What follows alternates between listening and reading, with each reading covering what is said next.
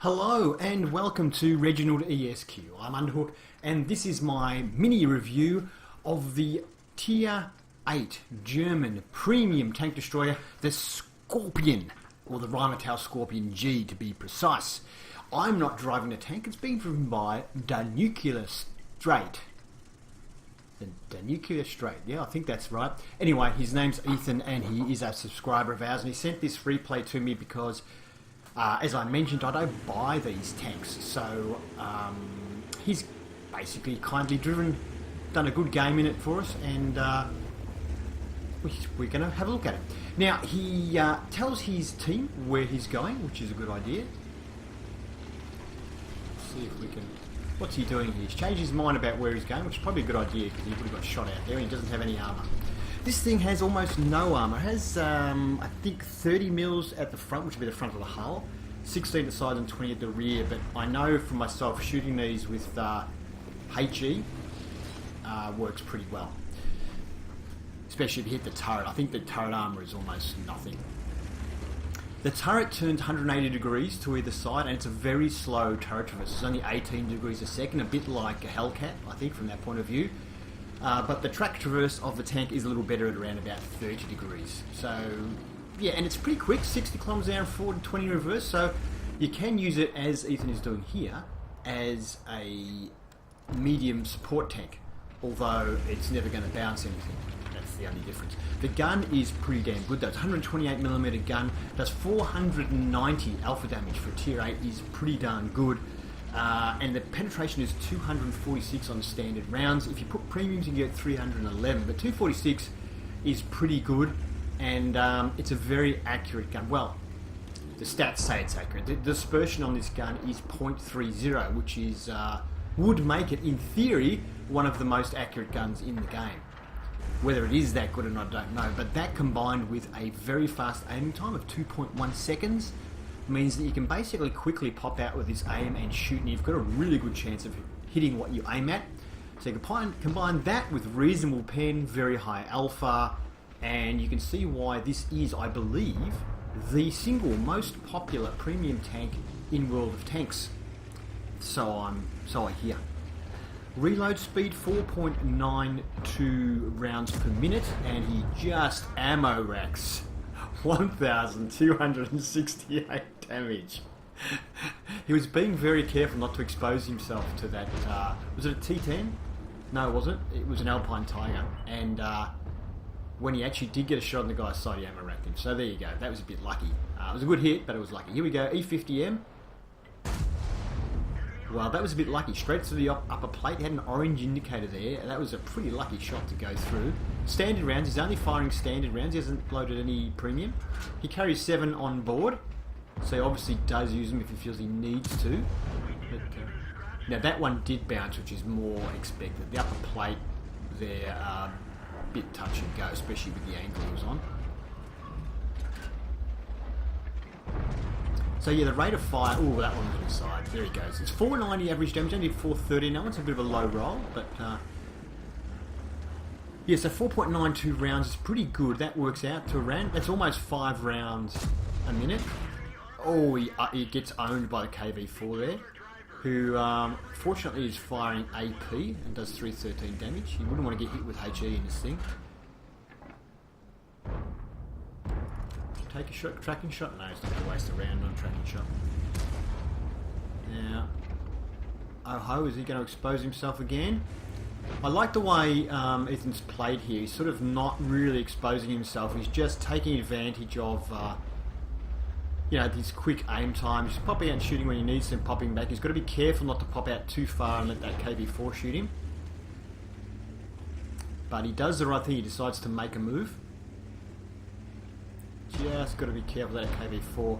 Once, if he's going to have a shot at the Oho here, once he gets spotted, he'll have to be really careful. The KV4 will come out and try and kill him.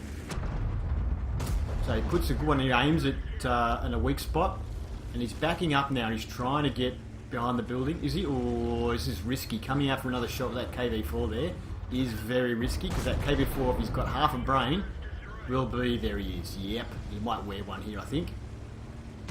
Oh, he donks the shot. KV-4 donks the shot, and the cavalry has arrived for a bit of support, so that's good. And yeah, that didn't look like it was ever going to go through that shot. What else can we tell you about this? So yeah, rate of fire's pretty good, and accuracy told you is good. Shell velocity 920 isn't the greatest, but that's not bad. Gun depression of 7 degrees, so it's not... Oh, he gets him there. Doesn't kill him at 612 though, good damage roll. But he was lucky not to get penetrated again. I think the KV-4 shot the other guy. Well, it wasn't lucky. He positioned himself to make himself a difficult shot. And he kills the KV-4 there. Nice work. Now he's seen that there is a T-54E1 there. And rather than face it head on, is he going to? Yes, he's made the decision to go around the back. Good move. Yeah, 7 degrees of gun depression. Not really good enough for a hill fighter, but it's, I guess it can get you out of a jam. And nice shot there. Now, I was thinking he was going to back up around the corner, but I think he's noticed this guy is not turning around to fight him. So hey, get another free shot. You can see there, that's a pretty fast loading time. Makes this thing 490 alpha damage. That loading time makes this thing pretty deadly. It does remind me of what the Hellcat used to be like, this tank. Really kind of reminds me of the Hellcat, which at tier 6 was pretty beastly. They nerfed it a while back and it's not as good as it used to be, but this reminds me of kind of what the Hellcat was like. View range 360, hit points 1150. And that's the end of the game. Nice tank and nice game. So a great game there by Ethan, or it's the Nuclear Strategist. Right, it's just said STRATE on the game. Didn't have enough room. I thought Nuclear Straight is a bit weird, but Strategist, okay. So good game there, mastery game and high caliber.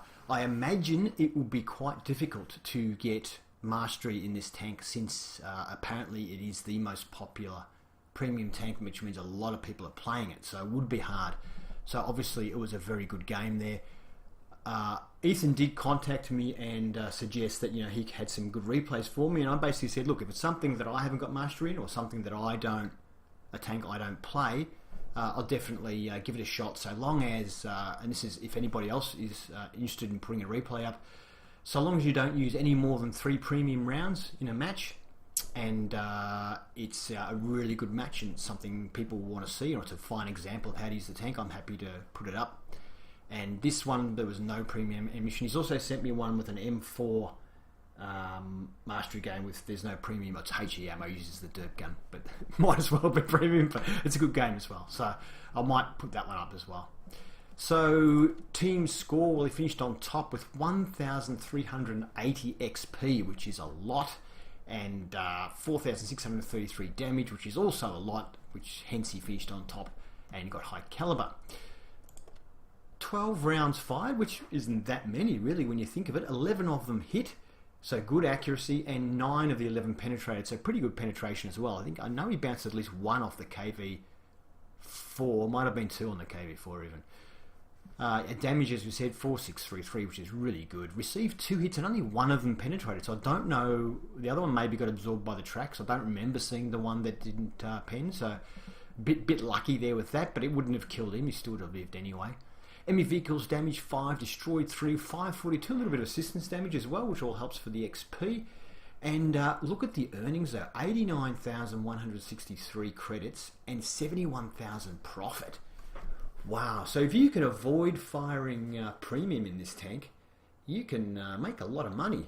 I only spent 3,000 on consumables, so I don't know whether he had a one of those consumables that boosts performance a little bit before the game, or whether he used a small repair kit or something, not sure there, but only a small amount in consumables as well. So, wow, yeah, you can see why people are going for it. That's big credits. And, yeah, wow, and he hasn't even got a premium account. So if he'd had a premium account, I'm trying to read it because it's grayed out, it would have been 133,000 and 115,000 profit. Wow, no wonder people get this tank. So really, if you bought this tank, you could buy this tank instead of having a premium account and use this to earn your credits, I guess. That's another way of doing it. Wow. Well, there you go. Well, thank you. That was a bit of an edumacation for me. Thank you very much for sending that in, Ethan, or the Nuclear Strategist, whichever you prefer. And anybody else, if you have got games, tanks that I didn't get mastery in, or premium tanks especially, because I don't tend to buy them, and you would be happy for me to put them up, I'm happy to do it as well. Thanks very much, Ethan, and I hope you all enjoyed it. If you did, please give it a thumbs up. If you'd like to see more, please subscribe to Reginaldesq, and as always, have fun.